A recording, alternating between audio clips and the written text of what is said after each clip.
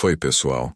Hoje à noite a gente vai fazer uma viagem tranquila, mas fedida, por um dos períodos mais aromáticos da história, a Idade Média.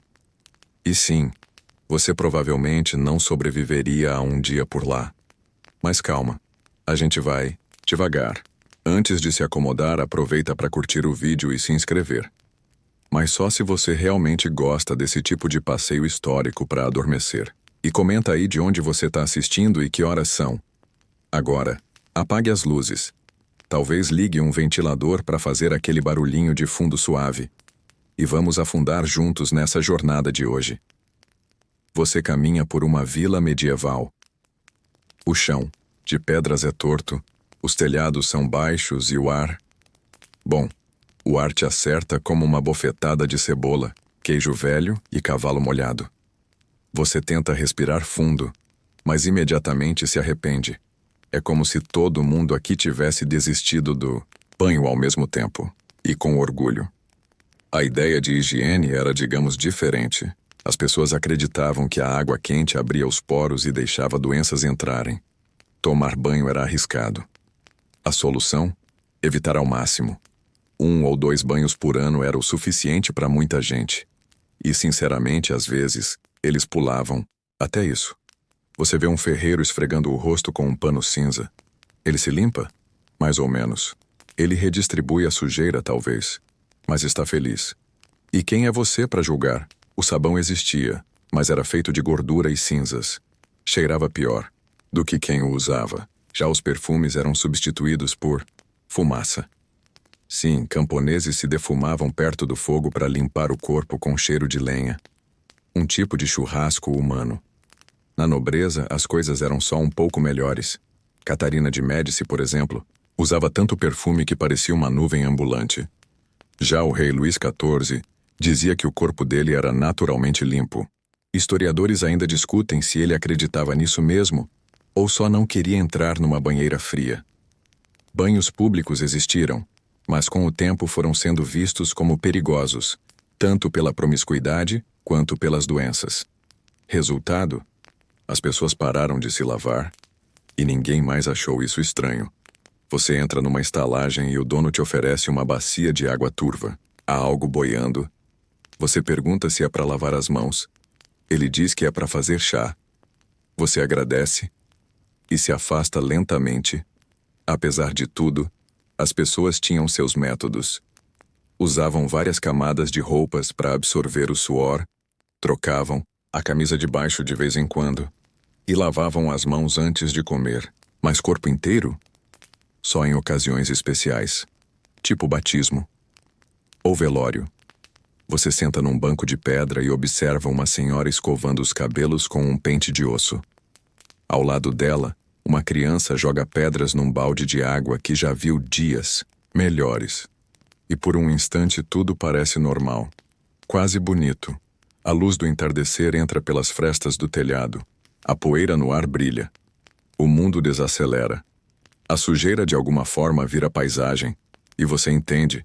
Viver aqui era mais questão de hábito do que de conforto. Mas aí, você lembra do seu chuveiro quente, da toalha macia, do sabonete com cheiro, de lavanda e percebe, com todo respeito, que você duraria menos de 24 horas aqui. E sorri. Porque, sinceramente, só vale a pena visitar esse passado com os olhos fechados e bem limpos.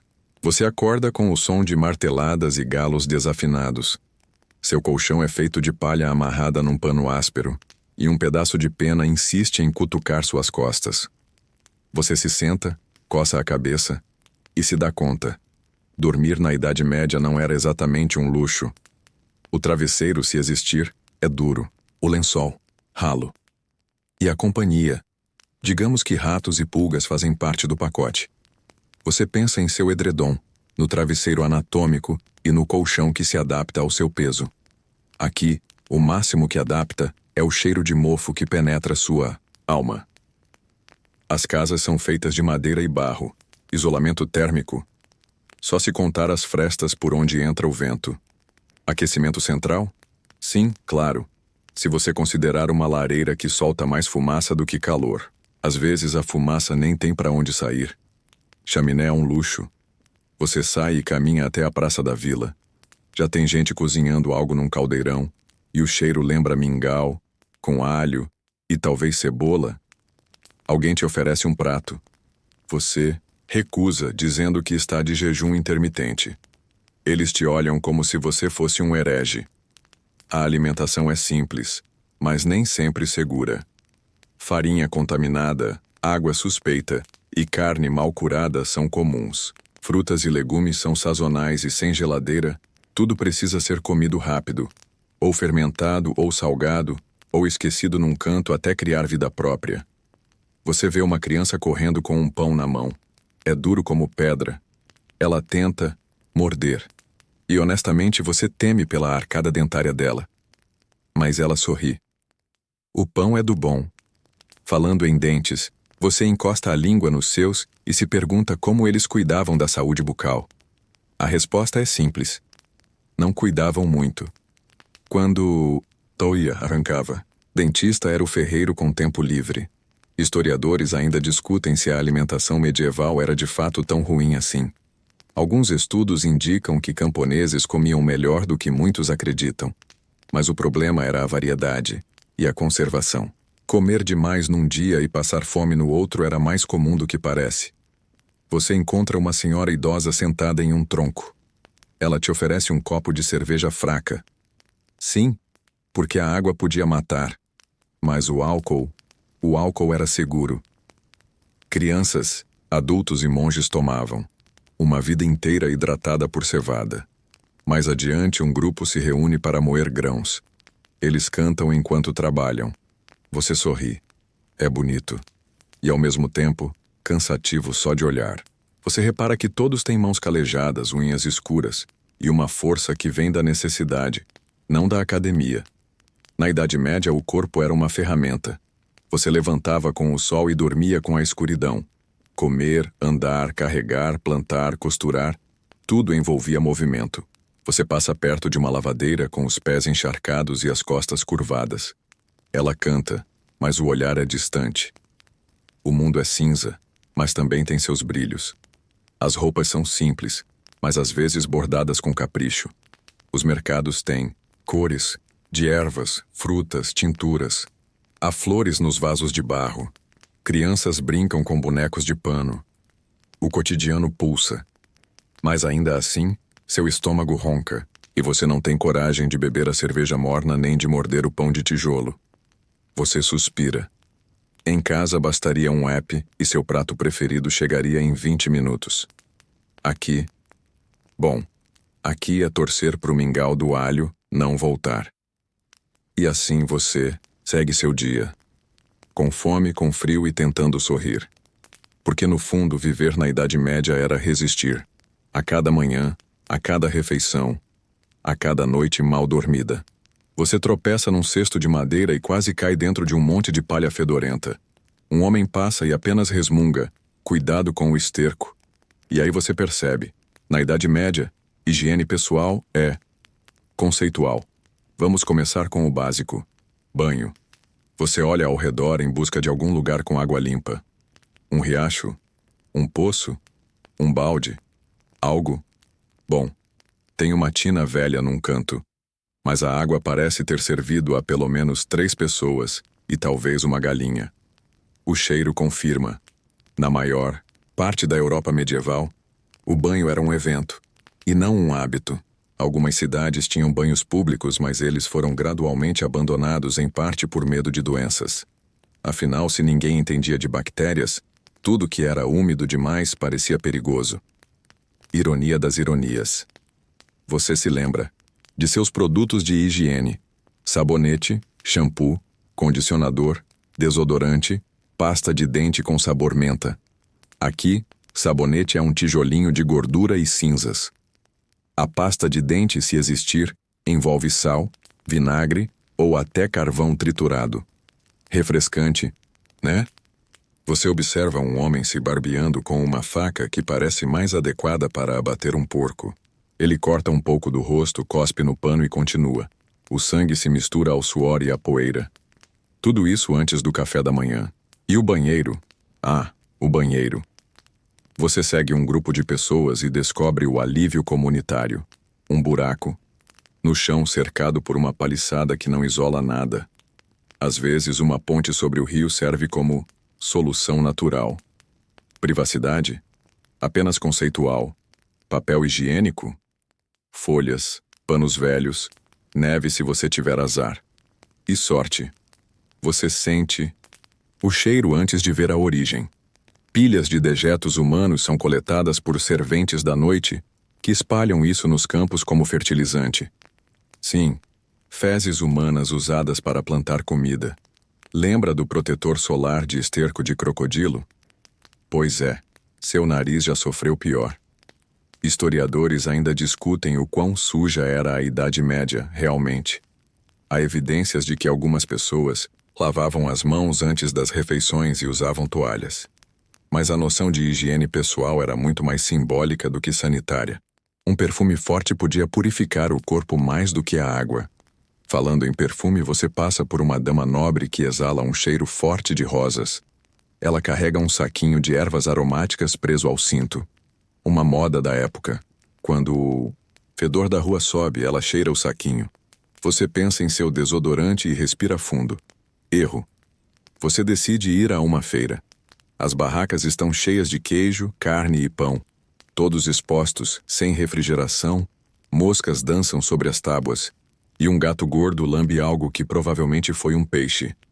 O feirante sorri e te oferece um pedaço. Você sorri de volta, e recua com classe. Ao final do dia você vê alguém tentando limpar uma ferida com vinho barato. O curandeiro sugere aplicar mel e rezar. E olha, funciona melhor do que você imagina. Mas você também ouve alguém sugerir sanguessugas para equilibrar os humores. Isso também é comum. E involuntário às vezes. O sol começa a baixar e você se vê coberto de poeira, suor e uma dúvida existencial. Como alguém sobreviveu até os 40? A resposta é: muitos não. Você se senta perto de um poço, olha para a água e decide: não vai beber, nem hoje nem nunca. Você prefere seguir com sede do que rolar os dados da cólera medieval. Um homem passa com uma bilha de vinho. Você o encara com súplica.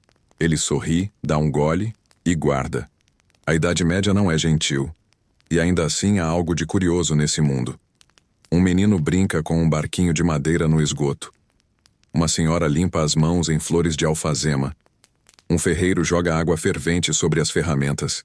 Há esforço. Há método. Há cuidado. Do jeito deles. Mas você sente falta de um banheiro com porta, de um chuveiro, de uma escova de dentes, de um sabonete que não descasca a pele. E enquanto o céu escurece, você se dá conta. Sobreviver? Aqui não seria só difícil. Seria fedido. Você acorda no meio da noite com um som estranho. Algo entre um gemido e um mugido. A primeira coisa que pensa é: que ótimo, estou sendo possuído por um demônio. A segunda: ah, não, é só o estábulo do lado do quarto. Sim, você dorme ao lado de vacas e galinhas, e talvez um porco sonâmbulo. Na Idade Média, a ideia de cômodos separados era muito mais fluida. Gente e bicho compartilhavam espaço. Em algumas casas, o gado ficava literalmente do lado da cama, separados apenas por uma divisória de palha, quando havia divisória. Motivo? Calor. E vigilância. Você nunca sabe quando um lobo ou um ladrão vai querer levar sua única vaca. Você tenta voltar a dormir, mas o cheiro do feno fermentado e da respiração úmida do boi te lembram. Privacidade é um conceito moderno. Aqui tudo é coletivo, até o desconforto. Pela manhã você tenta um passeio pela cidade. O que te chama a atenção primeiro não são os prédios, nem os sinos, nem as carroças, mas o som, o barulho. É uma cacofonia de marteladas, cantorias, galinhas, risadas, berros de vendedores, sinos de igrejas e alguém batendo metal no fundo de um beco. Você pisca. Seus ouvidos imploram por um fone com cancelamento de ruído. Você passa por um mercado e a sensação de claustrofobia aumenta. É gente demais, espaço de menos. Uma senhora enfia uma galinha viva no seu braço achando que você quer comprar. Você não quer. A galinha também não quer, e vocês dois entram num momento de pânico silencioso. Ao virar uma esquina, você dá de cara com uma espécie de reunião. Um homem em pé sobre um caixote grita algo sobre dízimos e moral cristã. As pessoas ao redor reagem com uma mistura de fé, medo e tédio. Você tenta sair discretamente, mas escorrega em algo que ninguém quer identificar. Na Idade Média, o espaço público era uma extensão da casa e do estábulo. Crianças brincam entre fezes de cavalo, adultos conversam ao lado de carcaças de peixe, e alguém provavelmente está urinando discretamente atrás de um barril. Você começa a entender por que os perfumes eram populares. Historiadores ainda discutem o grau de caos nas cidades medievais. Algumas eram muito bem organizadas, com guildas, patrulhas e leis urbanas. Outras pareciam versões suadas e poeirentas de um pesadelo com camelôs e cavalos, mas em comum havia o barulho, o cheiro, a constante sensação de que tudo era demais. Você encontra um lugar mais calmo, uma igrejinha de pedra. Silêncio, finalmente. Você entra. Bancos rústicos, vitrais coloridos, o cheiro de cera derretida. É bonito. Um padre passa, murmura, um cumprimento e continua sua leitura. Você quase consegue relaxar. Quase. Porque alguém entra carregando uma galinha e ela cacareja. Porque, é claro, você decide andar pelas ruas menos movimentadas. Há lavanderias improvisadas, fogueiras com panelas e crianças tentando pescar com fios de linha em poças sujas. Você passa por um grupo de meninos que jogam algo no chão. Parece uma mistura de dados e pedrinhas. Eles riem, te chamam para jogar. Você aceita e perde. Um deles te chama de Senhor Preguiça. Você sente orgulho. Ao longe, o som de tambores. Um casamento, uma procissão, um anúncio. Você pergunta. É o açougueiro casando a filha. Claro. Nada como celebrar entre barris de rins bovinos e cestos de trapos. Você para na beira de uma fonte. Crianças se lavam ali, e uma senhora esfrega roupas com sabão feito de gordura animal. A água é turva, mas tem algo acolhedor na cena. Uma normalidade barulhenta, mas viva. De repente, alguém solta uma gargalhada. Um idoso conta piadas sujas para um grupo de jovens. Você não entende todas as palavras, mas ri junto. Pela primeira vez no dia, você se sente um pouco parte, mas logo alguém grita por um médico.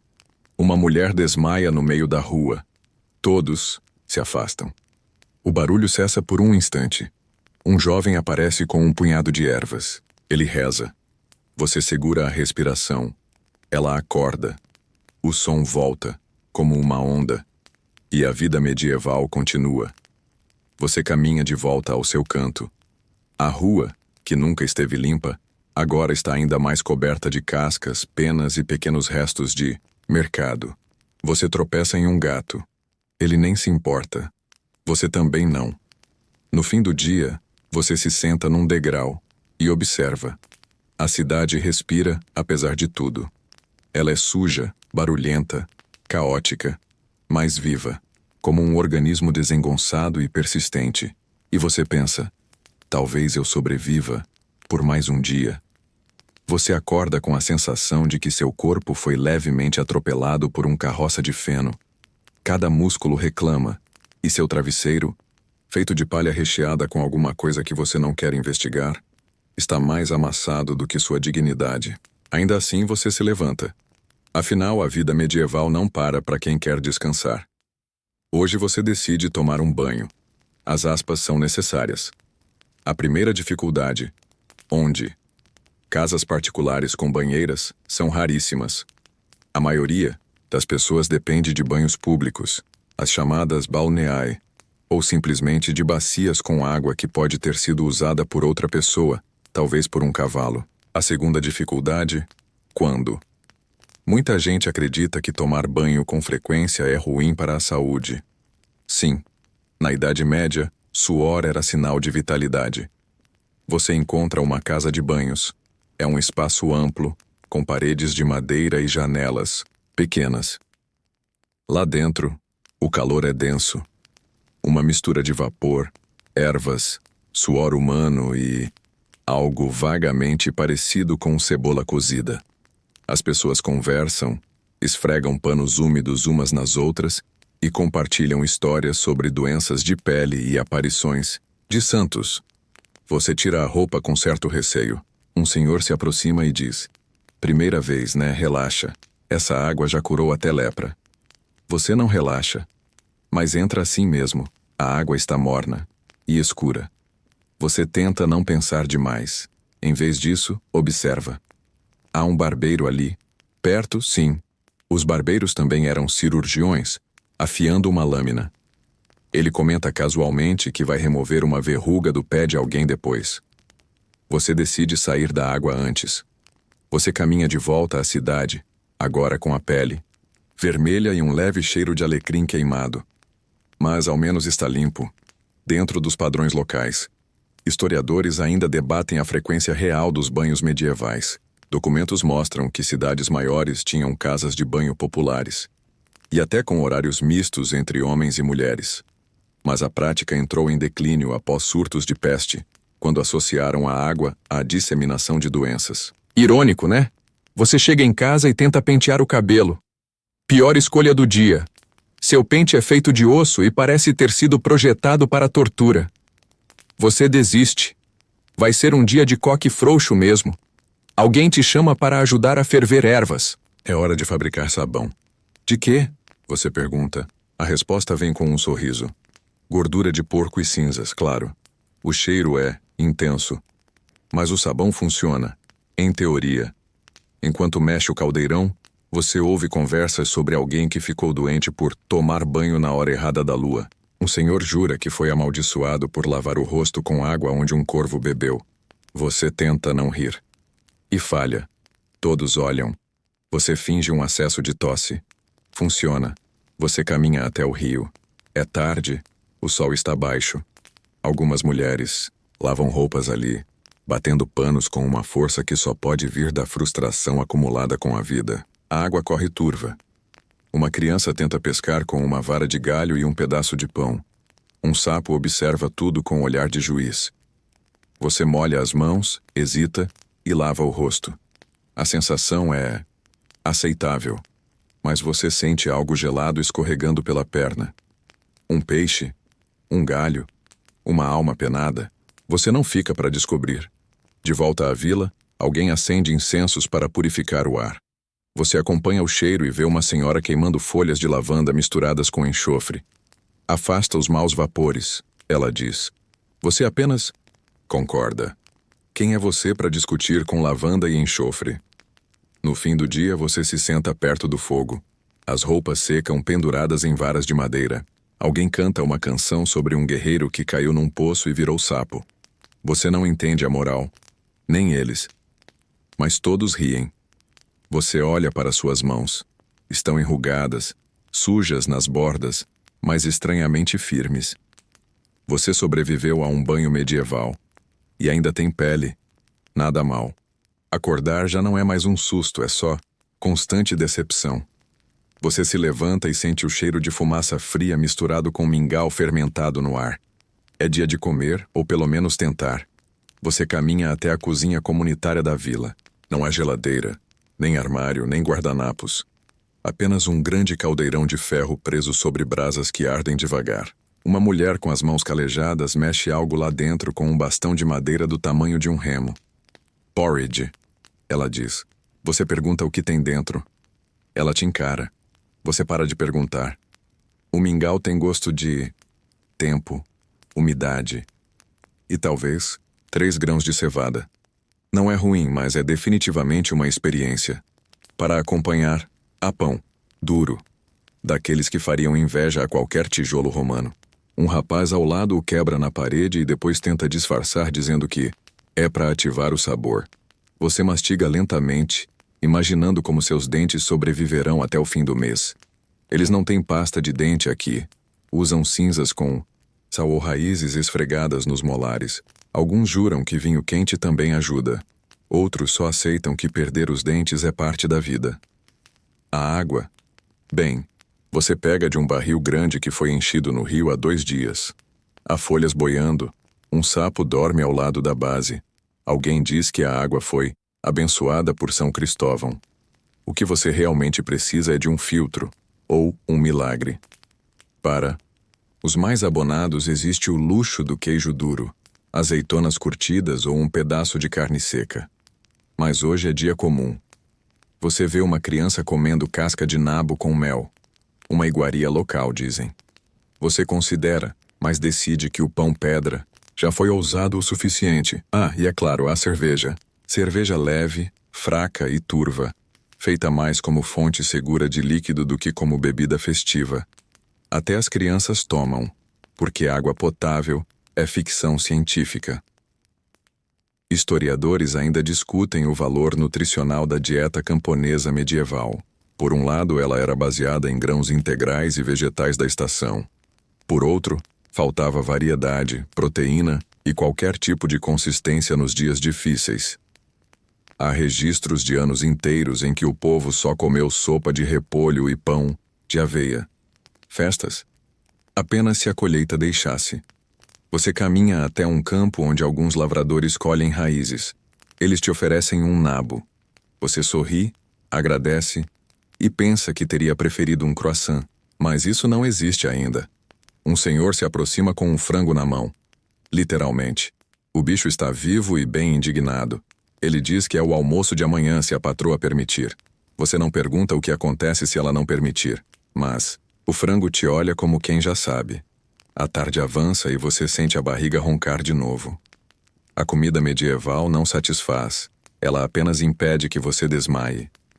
Por isso, muitos camponeses comiam 3 vezes por dia, mas com pouca diferença entre as refeições. Mingau, pão, cerveja. Repetir. Você ouve uma conversa sobre um boato. Uma senhora da vila vizinha teria um porco inteiro guardado. Enterrado para maturar, diz um dos homens. Ou amaldiçoado, responde o outro. Você decide não visitar essa senhora. Mais tarde, durante o preparo do jantar, uma criança joga um punhado de ervas no caldeirão. Para afastar os espíritos ruins, diz ela. Você assente. Numa dessas afasta vermes também. À noite o jantar é uma sopa rala com folhas verdes. Ela tem gosto de paciência e esperança. Você olha para a tigela, depois para a janela e se pergunta como alguém sobreviveu comendo isso todos os dias. A resposta: muitos não. Mas mesmo assim, ali estão todos. Comendo, conversando, rindo de piadas sobre galinhas que fogem da lenha. E de algum modo você também ri, porque no fim a comida medieval não era sobre sabor. Era sobre partilha, resistência e bastante saliva. O sol mal se esconde no horizonte, mas seu corpo já clama por descanso. Não porque o dia foi longo, embora tenha sido, mas porque dormir é o único momento em que você não precisa interagir com mingau fermentado, frangos ressentidos ou banheiros inexistentes. Você caminha até o cômodo que os locais chamam de quarto. É mais um canto abafado da casa comum com paredes de madeira e barro, chão de terra batida e um leve cheiro de mofo ancestral. No meio, um leito de palha comprimida, coberto por um tecido que já foi um cobertor, na alta idade média. Você se deita. A palha faz barulho, coça, espeta. Em algum lugar ali dentro, algo vivo se mexe. Pode ser um inseto, um rato ou a encarnação da sua decisão de voltar no tempo. Você decide ignorar. O vento lá fora balança os galhos e uma brisa fria entra pelas frestas das tábuas. Nada de janelas com vidro, claro. No máximo, uma abertura tapada com pergaminho oleado ou tecido grosso. E quando chove, bem, chove também por dentro. Você puxa o cobertor até o queixo. Ele tem cheiro de fumaça, cebola e cabra. Ao seu lado, alguém dorme. Não por opção. É que dormir em grupo é norma. Pouca lenha, pouco espaço, muito frio. Intimidade forçada pela arquitetura e pelo clima. Ouvem-se tosses, roncos, um espirro molhado. Alguém fala dormindo. Um bebê chora. Um frango cacareja. Por algum motivo ele dorme dentro da casa. Aparentemente a galinha é mais valiosa que privacidade. E o sono? Bem, Ele chega aos poucos vencendo a coceira, o desconforto, os sons e o leve terror de saber que provavelmente você está dividindo o colchão com uma pulga aristocrática do século XII. Historiadores ainda discutem o quanto as pessoas realmente dormiam na Idade Média. Alguns defendem que o sono era segmentado. 2 fases com um período acordado no meio, usado para rezar, conversar ou refletir. Outros acham que as noites eram apenas longas demais para quem não tinha Netflix. Você percebe algo curioso. O fogo da lareira lá longe continua aceso. Não para aquecer, mas para manter os maus espíritos afastados e as raposas também. Sim, raposas. Aparentemente elas gostam de invadir casas atrás de galinhas, ratos e às vezes dedos de crianças. Você esconde o seu sob o cobertor, por precaução. Na parede, pendurado por um prego torto, há um ramo seco de arruda. Para espantar pesadelos, disse a senhora da casa. Do lado oposto, uma concha de madeira serve como abajur conceitual, refletindo a luz de uma vela vacilante. Arte bruta com função espiritual. Você tenta se acomodar. O travesseiro é um saco de pano com feno e ervas aromáticas. Aroma esse que lembra feno, suor e, talvez coentro. Difícil saber. É como deitar sobre um maço de temperos com expectativas. A madrugada chega. Do lado de fora, um lobo uiva. Um som grave, melancólico, que atravessa a porta de madeira como se dissesse: estou com fome. Você tem gosto de turista. Você se cobre melhor. Por um momento você pensa em todos os confortos modernos. O travesseiro ortopédico, o colchão de molas, o som de chuva artificial do aplicativo. E sente um aperto no coração. E também nas costas. Mas então, do nada, o silêncio se instala. Os roncos cessam. A vela apaga. O frango adormece. O vento diminui. E você percebe uma coisa que talvez os medievais já soubessem. No meio da precariedade, o cansaço vence tudo. Até o medo. Até o desconforto. Até as pulgas. Você fecha os olhos. E dorme. Acordar na Idade Média é um exercício de humildade. Não há despertador, mas há um galo. Ou 2. Que parecem ter feito um pacto com entidades do barulho. Eles cantam antes mesmo da luz tocar o céu. E não é um canto suave, pastoral. É mais um grito estridente, como se avisassem: a vida é sofrimento, levante-se para vivê-la. Você abre os olhos com dificuldade. A palha espetou seu pescoço durante a noite. Seu corpo inteiro reclama. Sua coluna envia sinais de SOS. Mas o dia começou. E ninguém espera você descansar. Logo aparecem as tarefas. Hoje, você vai ajudar a carregar água do poço. Parece simples. Uma corda, um balde, um pouco de força nos braços. Mas logo descobre. O poço não é ali do lado. É do outro lado da vila. E o balde não tem alça confortável. É de madeira, pesado, torto, e vaza por entre as tábuas secas. Um balde medieval é uma metáfora perfeita para a vida naquela época. Você se esforça ao máximo para trazer algo que vai embora no meio do caminho. Enquanto caminha pelo barro endurecido, vê outras pessoas fazendo o mesmo. Crianças pequenas. Equilibram cântaros. Velhas com costas arqueadas rangem como dobradiças enferrujadas. Você passa por uma moça que carrega 2 baldes com uma vara de madeira apoiada nos ombros. E ela sorri para você com o tipo de olhar que diz: é. Sua primeira vez, né? O peso do balde vazio já é ruim. Cheio é quase insuportável. E não é só a água. É o caminho de volta que castiga. A cada passo o líquido balança, derrama, enfraquece os braços. Seu corpo desacostumado protesta. Você mal consegue equilibrar sem molhar a túnica, que aliás não seca com facilidade. No trajeto você nota algo importante. A água não é cristalina. Está levemente esverdeada, talvez com partículas. Aparentemente, essa é a boa, porque a ruim fica nos barris da chuva, e é usada para dar aos porcos ou lavar roupas. Ainda assim você se pergunta se deveria ferver tudo.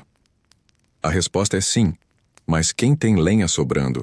Historiadores ainda discutem quantas vezes por que os vilarejos medievais realmente coletavam água. Alguns dizem que as famílias se organizavam em turnos. Outros acham que havia uma divisão mais rígida entre tarefas femininas e masculinas. Mas todos concordam em uma coisa: carregar água era um trabalho exaustivo, subestimado e inevitável. Quando você finalmente retorna ao casebre, as mãos estão ardendo, os ombros gritam, e não é o fim. Ainda é preciso acender o fogo, aquecer a água, preparar o mingau. Com sorte, hoje tem nabo. Com azar, só aveia e esperança. Você observa a panela de barro no fogo brando. A água evapora devagar. Alguém te entrega uma colher de madeira. É sua vez de mexer. Uma tarefa banal, certo? Até você perceber que mexer mingau exige o ritmo de um baterista e a paciência de um monge. Se parar por 10 segundos, ele gruda. Se mexer rápido demais, espirra. É um jogo psicológico entre você e a papa fervente. O cheiro é terroso, uma mistura de cereal, fumaça e algo azedo. Alguém colocou leite coalhado? É possível. Você não pergunta. Durante a refeição, todos comem em silêncio. Não por etiqueta, mas porque não há muito o que dizer sobre mingau. A colher raspando o fundo do pote soa como sinfonia cotidiana. Você observa os rostos ao redor. Pálidos, marcados, resignados. Como se todos estivessem sempre um pouco cansados. E talvez estejam. É nesse momento que você entende algo profundo. Sobrevivência na Idade Média não era feita de grandes batalhas ou conquistas épicas. Era feita de pequenos rituais. Carregar água, cozinhar mingau, costurar a bainha de uma túnica remendada pela 4ª vez. Cada gesto era uma vitória silenciosa contra o tempo, o clima e a doença. E enquanto mastiga lentamente uma colher de aveia meio crua, você percebe. Talvez você não estivesse preparado. Mas essas pessoas, elas eram. Não por escolha, mas por prática. Por necessidade. Por uma espécie de sabedoria que só a repetição e o cansaço produzem. Você respira fundo. O mingau arranha a garganta. A colher cai no pote. E você agradece por hoje não ser seu dia de lavar roupa. Você escuta o som distante de sinos. Não os das igrejas, mas os das carroças. Rangem devagar, anunciando a chegada de alguém ou algo. Você sai do casebre para ver. A estrada de terra esfarelada treme sob rodas de madeira. O cheiro de fezes secas, suor humano e couro velho, já não te choca tanto quanto deveria. É dia de comércio. Ou algo parecido com isso. Uma espécie de feira móvel, com alguns vendedores que passam de vila em vila oferecendo coisas que você nem sabia que existiam. Como sabão cinzento feito de gordura de cabra, ou pentes de osso esculpido. Você se aproxima com cautela. Um homem com barba comprida e chapéu torto exibe um tecido gasto. Diz que veio de muito longe, o que provavelmente significa uma aldeia a 2 dias de distância. Ainda assim, a forma como ele fala faz parecer que trouxe especiarias da Pérsia. Ele aponta para o pano. Bom para costurar cueca. Você acha que ele está brincando? Ele não está. A economia medieval local não gira em torno de moedas brilhantes como nos filmes. É mais um sistema de escambo deprimido. Um nabo fresco vale mais do que um botão, dependendo da estação. Uma corda curta pode ser trocada por um pedaço de pão. Um bom sapato. Bom, ninguém troca sapatos. Você sente falta do cartão de débito. E da internet. E do simples ato de saber quanto custa algo sem precisar encarar um ancião desconfiado, tentando entender se o seu ovo é de galinha jovem ou velha. Historiadores ainda discutem a fluidez dessas trocas econômicas. Alguns afirmam que mesmo nas vilas menores havia moedas circulando com mais frequência do que se pensa. Outros argumentam que, para o camponês comum, o dinheiro era tão distante quanto a próxima cruzada. Você decide observar mais. Um menino troca 3 cebolas por um pedaço de cera para vela. Uma senhora discute o preço de um caldo de osso com um mercador que não tem dentes. Um velho oferece serviços de afiar facas em troca de abrigo por uma noite. É tudo muito negociado, improvisado, quase teatral. Você também percebe que os itens que circulam não têm embalagem. Nada é novo. Tudo é remendado, reutilizado, reciclado. Uma jarra tem 3 rachaduras e ainda assim vale meio queijo. Um livro sem capa atrai curiosos como se fosse um tesouro perdido. Há um certo encanto nisso. A simplicidade. A honestidade rústica das coisas. Mas também há desconforto.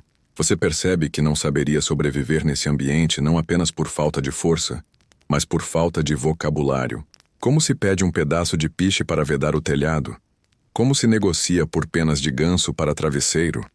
Como se convence alguém a te vender farinha quando você não tem sal nem tempo? Enquanto caminha entre os vendedores, sente um empurrão, leve, um porco, solto, andando livremente entre barris e pernas. Você quase escorrega na lama, ou talvez não seja lama. É difícil dizer. E você só tem um par de sapatos, e eles não são a prova de nada. Mais adiante, um grupo de viajantes descansa à sombra de uma carroça. Um deles toca um instrumento rudimentar, algo entre um alaúde desafinado e uma corda tensa demais. É música, ou pelo menos um esboço, dela. Ainda assim, os pés batem no chão, algumas pessoas dançam devagar. Porque mesmo na dureza da vida sempre sobra um restinho de festa. Você sorri. E logo percebe que um mercador observou seu sorriso como quem detecta fraqueza. Ele se aproxima com um pacote de penas. Para enfeitar o cabelo da sua mulher, diz. Você responde que não tem mulher. Ele dá de ombros e diz. Então arrume uma e depois me procure. O comércio medieval é assim, direto, prático e com uma pitada de provocação. Ninguém tem tempo para rodeios. Ninguém tem tempo para nada, na verdade. A vida é uma sequência de trocas, algumas boas, outras ruins, mas todas necessárias. Você retorna para o casebre com um pedaço de sabão que parece mais pedra do que limpeza. Ainda assim, sente que venceu. Participou, contribuiu. Foi por algumas horas parte da engrenagem daquele pequeno mundo. E quando senta para descansar, o sabão escorrega da sua mão e cai no chão sujo. Você pensa em reclamar, mas desiste. O chão também precisa ser lavado. Você acorda com um som incomum. Não é o galo nem o vento empurrando a madeira da janela. É algo mais grave, constante, como alguém batendo ferro contra a pedra. Quando você abre a porta, percebe. É dia de punição. Na praça central da vila, uma pequena multidão se forma. Crianças se empoleiram nos barris, velhos se ajeitam em bancos improvisados. E até os cães parecem saber que algo vai acontecer. Você hesita, mas acaba seguindo o fluxo. O que mais vai fazer numa manhã, fria e sem café? No meio da praça está montada a estrutura que você só tinha visto em desenhos. Um tronco de madeira, argolas de ferro, correntes enferrujadas. Não parece ameaçador de longe, até você perceber que aquilo é o equivalente medieval a um tribunal, cadeia e reality show. Tudo ao mesmo tempo. O acusado está ali com roupas puídas e olhos fundos. Ninguém parece realmente saber o que ele fez. Um cochicha que foi roubo. Outro diz que ele falou mal do senhor feudal.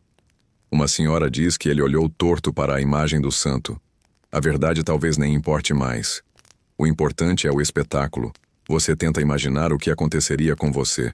Um viajante estranho, sem documentos, sem moedas, sem um sobrenome reconhecível. Talvez nem precisasse fazer nada de errado.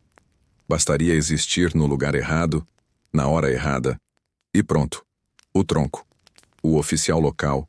Um sujeito barrigudo com bigodes, que parecem 2 ratos adormecidos. Lê a punição. Fala alto, mas ninguém presta atenção. Todos já sabem o que vai acontecer. Açoitamento. Nada fatal. Só suficiente para ensinar uma lição, dizem. Mas você nota que há um balde com água suja ao lado e panos para estancar o sangue. A lição, ao que parece, é bem visual. Historiadores ainda discutem o grau de violência dessas punições públicas. Alguns afirmam que elas tinham uma função mais simbólica do que realmente punitiva. Outros apontam registros de execuções por motivos tão banais quanto espirrar durante a missa.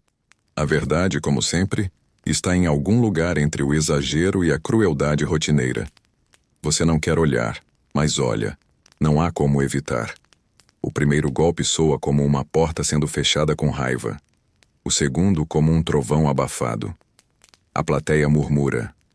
Não com horror, mas com familiaridade. É parte da vida, como a chuva ou o trigo.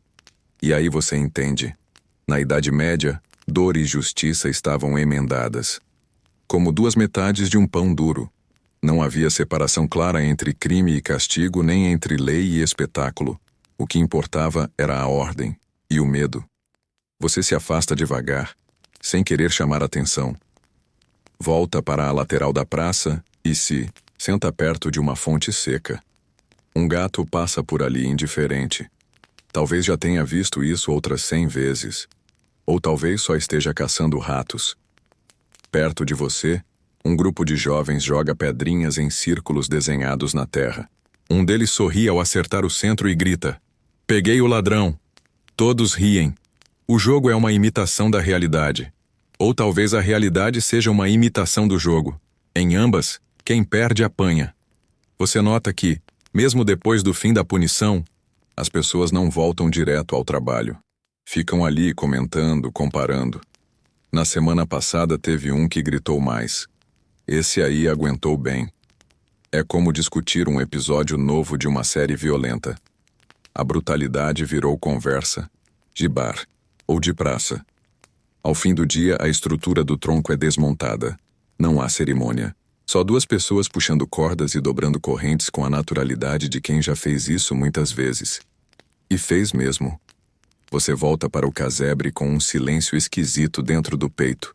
Não é exatamente medo. É mais impotência. Uma certeza incômoda de que naquela época ninguém estava a salvo. Nem você, nem o padeiro, nem o urso do imperador. E enquanto o sol se põe, você pensa, talvez o pior da Idade Média não fosse a sujeira, a fome ou os insetos, mas sim o fato de que sua vida podia virar espetáculo e punição em qualquer manhã comum. O cheiro de fumaça está por toda parte. Mas não é fumaça de incêndio. É o aroma contínuo de algo que queima devagar. Uma mistura de madeira velha, gordura de boi e um toque indefinido de poeira antiga. Você não está em uma floresta, nem perto de uma cozinha. Está em uma farmácia medieval. Ou melhor, algo que passaria por isso. O local parece uma caverna de alquimista aposentado. As paredes são forradas de prateleiras tortas onde repousam centenas de potes de barro, garrafas âmbar, ervas penduradas de cabeça para baixo. O ambiente tem uma penumbra natural, filtrada por vitrais sujos que tingem a sala com tons esverdeados e lilás. Você pisa com cuidado. O chão é coberto por trapos, pelos e o que parece ser palha com raízes. Um frasco estoura no fundo, e uma voz rouca grita: "Não pise aí! Vai espantar os vapores!" Você tenta se explicar, mas o dono da voz já está ocupado demais mexendo. Um pilão com algo que parece alho, carvão e, se você não estiver enganado, pólen de girassol. A farmácia medieval não é um lugar de tranquilidade e respostas.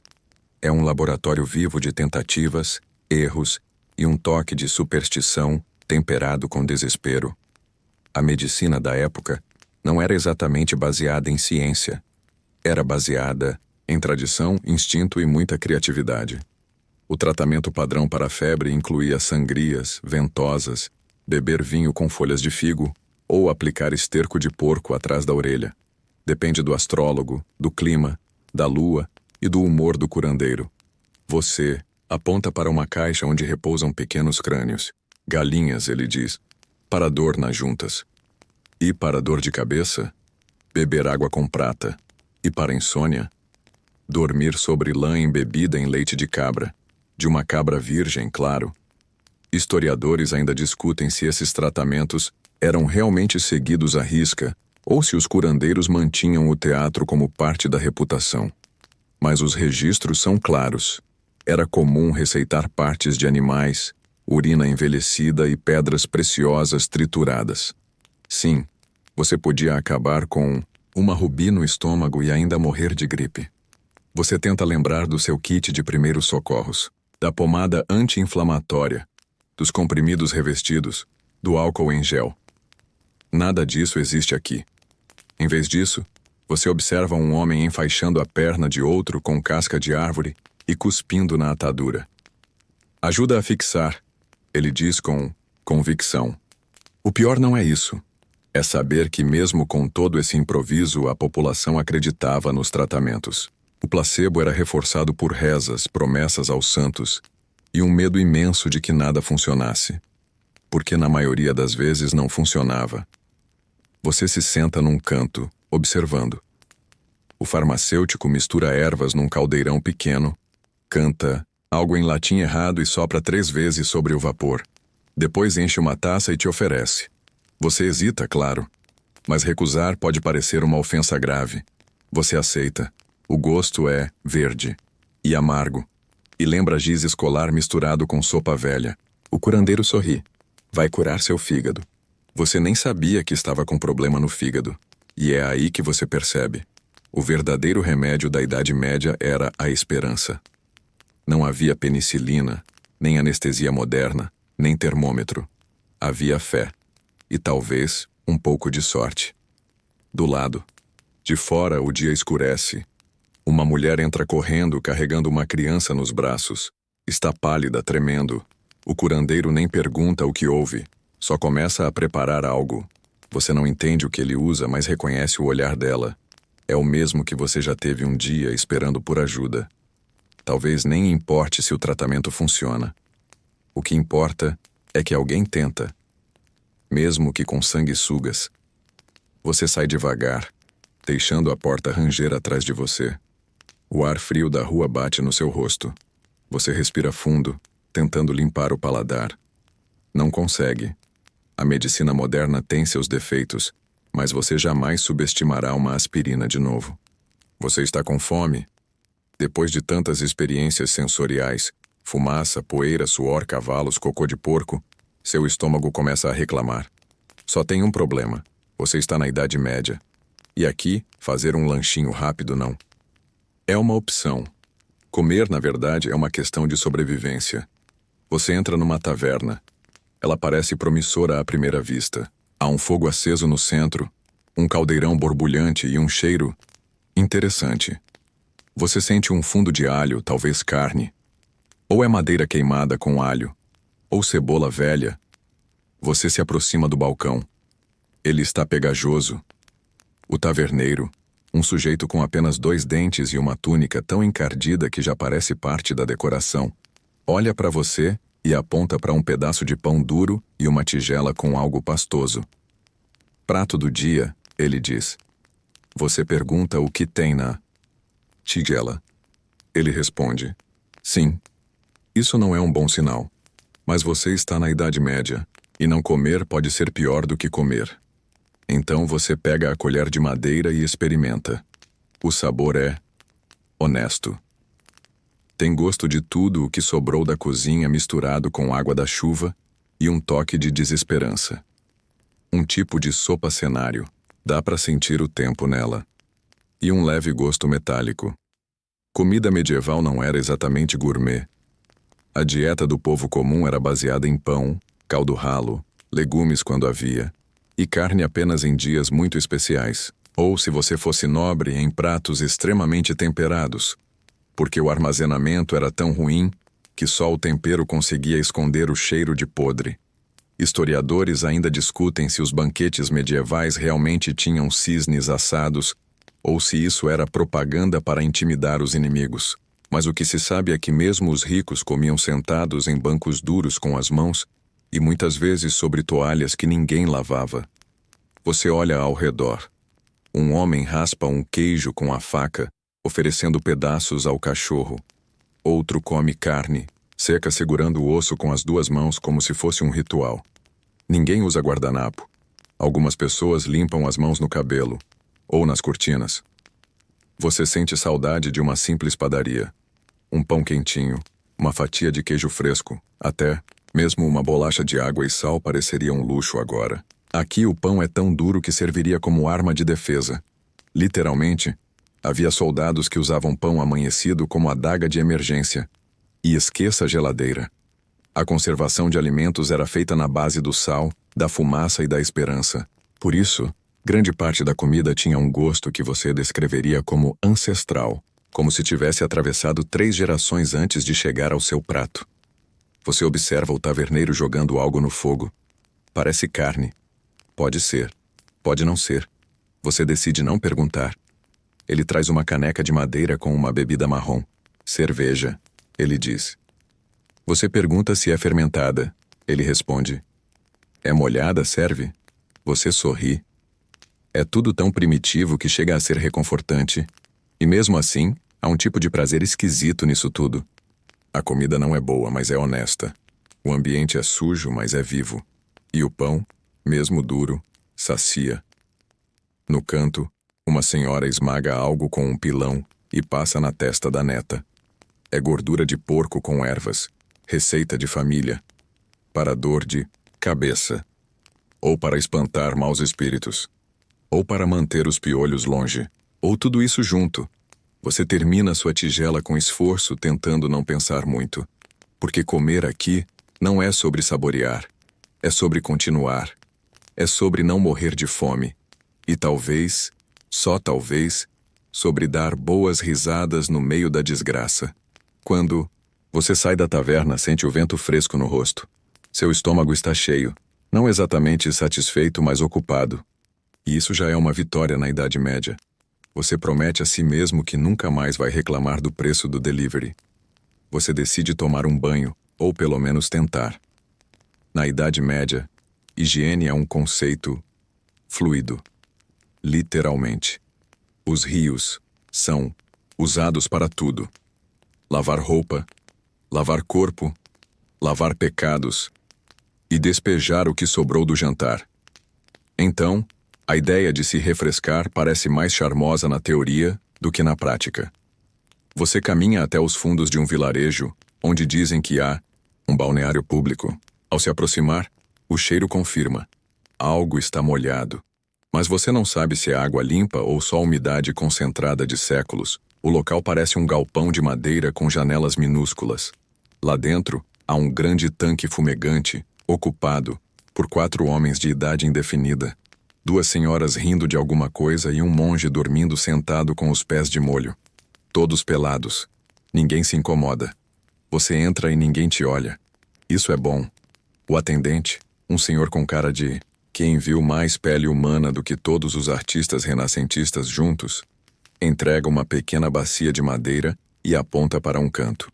Há um balde de água morna, sabão escuro e uma toalha fina como papel molhado. Você decide seguir o fluxo. Se despe, mergulha um pé e instantaneamente se arrepende. A água está quente, sim, mas também viva. Ela tem camadas, temperatura, textura, densidade. É quase uma sopa social. Você tenta não pensar em quantas pessoas passaram por ali sem enxaguar as partes direito. Historiadores ainda discutem se as pessoas na Idade Média evitavam banhos por superstição ou só por pura praticidade. Havia a crença de que a água quente abria os poros para doenças entrarem. Mas, ao mesmo tempo, banhos públicos eram comuns em certas épocas, antes de a peste negra e a igreja tornarem tudo mais complicado e fedido. Ali dentro, o clima é de tranquilidade. Um senhor tosse, outro canta uma música sobre trigo e cabras. A senhora que ria agora esfrega os cotovelos com um pano. Há até ervas flutuando na água, provavelmente colocadas para disfarçar o cheiro, ou para afastar maus espíritos, ou porque alguém confundiu o banho com sopa. Você encontra um espaço e se acomoda. A madeira range. O calor envolve seu corpo. E pela primeira vez em dias, você sente algo parecido com conforto. A conversa ao redor é sussurrada. Alguém menciona uma colheita. Outro fala de um casamento. Ninguém fala de política ou guerra. Banhos medievais são um espaço neutro, quase sagrado, uma pausa para o corpo e talvez para a alma. Você começa a relaxar. O sabão tem cheiro de cinzas e ervas amargas. Você esfrega os braços, tentando ignorar as partículas duvidosas boiando. Por um momento, pensa em como seria trazer um chuveiro elétrico para esse povo. Eles achariam que é magia. E, tecnicamente, talvez seja mesmo. Do lado de fora ouve-se uma carroça passar. Depois o som abafado de galinhas brigando. Nada tira o foco da água. Nem mesmo o bebê que agora entrou com a mãe e está tentando beber o banho coletivo. Você desvia o olhar. Quando o atendente bate 2 palmas, todos entendem. Tempo esgotado. Você se levanta, escorrega quase com elegância e pega a toalha fina como papel. Não seca nada, mas pelo menos serve de cortesia. Ao sair, o ar frio da manhã toca sua pele. Você respira fundo. Não está limpo, pelo menos não no sentido moderno, mas está diferente, renovado, suavizado, envolvido por essa estranha e reconfortante rotina coletiva. Talvez a maior limpeza nem tenha sido no corpo. Talvez tenha sido na mente. Uma pausa na marcha medieval para lembrar que o mundo é feito de gente, suada, engraçada e viva. Você sorri, porque afinal, até mesmo na Idade Média, um banho maluco é melhor do que banho nenhum. Você segue rua abaixo, sentindo o ar seco contra a pele ainda úmida. Mas o cheiro do banho já evaporou, substituído por fumaça de lenha e algo mais indefinido. Um cheiro ácido, doce e um pouco agressivo. Você dobra a esquina e encontra a origem, um pequeno mercado de rua. A feira medieval é um espetáculo sensorial. Barracas de madeira cobertas com panos manchados. Cordas seguram placas escritas à mão com tinta desbotada. Vendedores gritam em dialetos que você mal entende, oferecendo desde cebolas trançadas até unguento para afastar a peste e sogras. Parece funcionar para ambos. O chão é uma mistura de barro, palha e restos de legumes. Crianças correm entre os pés das pessoas e um porco mesmo, de verdade, atravessa calmamente o corredor central com um nabo na boca. Ninguém tenta pará-lo. Você se aproxima de uma barraca que vende queijos. O cheiro é intenso. O vendedor, um senhor com bigode espetado e dedos permanentemente cobertos de farelo branco, te oferece um pedaço. É fresco de ontem, diz ele. Você acredita, mas isso não parece necessariamente bom. Há também especiarias, bem caras, vendidas por um homem de túnica azul petróleo que fala sobre rotas da seda com um brilho no olho. Ao lado, uma mulher moendo sementes de mostarda oferece um tipo de patê medieval. Você experimenta. É picante e terroso, como se tivesse gosto de poeira com ambição. Mas o que mais te chama a atenção é o dentista. A palavra é forte. O homem de avental de couro e sorriso confiante mostra seus instrumentos, alicates, ganchos e uma pequena bengala que aparentemente serve para morder durante o processo. Ao lado, uma fileira de dentes humanos serve como mostruário. Você recua. Ele ri. Só os dos corajosos. Historiadores ainda discutem se esses profissionais eram mais barbeiros ou carrascos com boa pontaria. De qualquer forma, funcionavam. Removiam dores de dente. Junto com o dente, a dignidade e, às vezes, a consciência. Você continua andando. Um senhor oferece penas para a escrita. Uma jovem te mostra um sabonete feito de gordura animal e lavanda. Você pega um só para ter uma desculpa caso alguém questione sua higiene. Mais adiante há um jogo acontecendo. Homens cercam um tabuleiro, rindo e gritando. Não dá para entender as regras, mas um deles está com metade do dinheiro dentro, do sapato. Clássico. E no meio disso tudo há música. Um homem de barba longa toca um alaúde torto cantando sobre um cavalo que se apaixonou por uma estátua. As crianças dançam. Uma senhora bate palmas ritmadas. Você acompanha sem entender, mas encantado. Esse mercado não é um supermercado medieval. É um teatro de necessidades, truques e convivência. Um espaço onde o tempo parece circular, como o porco que agora voltou com outro nabo. Você compra um pedaço de pão, duro, mas com sabor. Um tipo de verdade embutida no trigo e no sal. A tarde vai caindo e as sombras crescem. As vozes diminuem. As barracas começam a ser desmontadas, com cordas e cestos de vime. Tudo volta a ser terra batida. Você se afasta com as mãos cheias de coisas que não planejava comprar. Um sabonete, um dente, não seu, um pedaço de queijo e um figo seco que caiu do céu, ou talvez de uma sacola mal presa. E, entre os cheiros e os gritos, você percebe algo. A feira não é só sobre trocar produtos. É sobre lembrar que se está vivo, entre trocas, cheiros fortes e histórias improvisadas. Você respira fundo e segue, mais medieval do que nunca. Você se afasta do mercado e encontra uma ruela estreita, coberta por uma leve neblina que desce com a chegada da noite. O barulho das barracas some aos poucos, substituído por passos tímidos e o som abafado de uma janela sendo fechada. É hora de voltar e se proteger.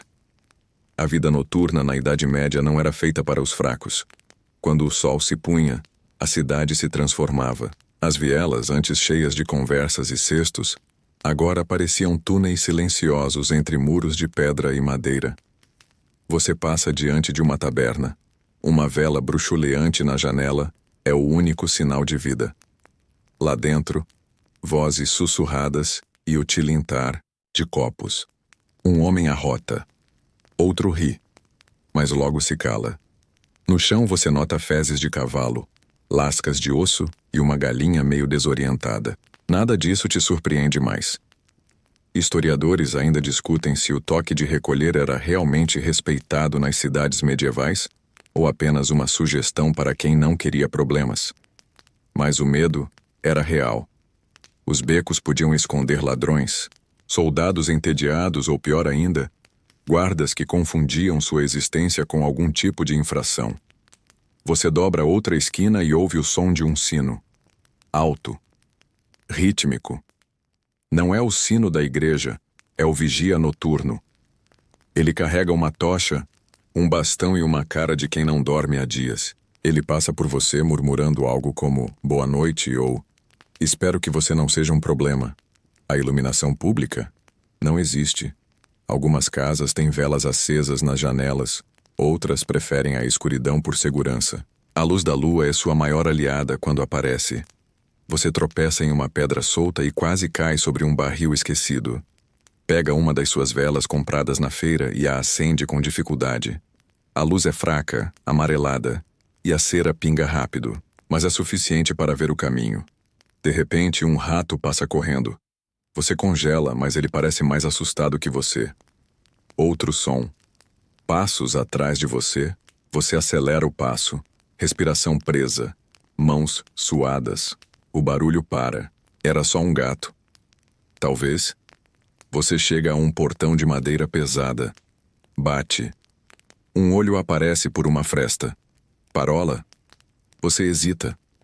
A pessoa suspira. Abre o portão mesmo assim. Dentro, uma pequena hospedaria. Velas, tapeçarias empoeiradas, o som de um caldo fervendo em uma panela de ferro. Você se acomoda em um canto. Um senhor de barba grisalha te oferece sopa. Ela cheira a alho e repolho, um perfume forte, mas reconfortante. Ao seu lado, um viajante dorme sentado, abraçado a um saco de farinha. Uma mulher limpa os próprios pés com um pedaço de pão seco. Ninguém fala muito. As noites medievais eram feitas para a sobrevivência, não para a conversa. Você fecha os olhos por um instante. O banco de madeira range sob seu peso. A sopa ainda está quente em suas mãos. Você pensa em tudo o que viu. Os banhos raros, o queijo perigoso, os ursos domesticados, os crocodilos nas fontes. E então entende. O mais difícil da Idade Média não eram as doenças ou a comida estranha. Era a ausência de conforto, de garantias. Cada dia era uma improvisação entre o possível e o suportável.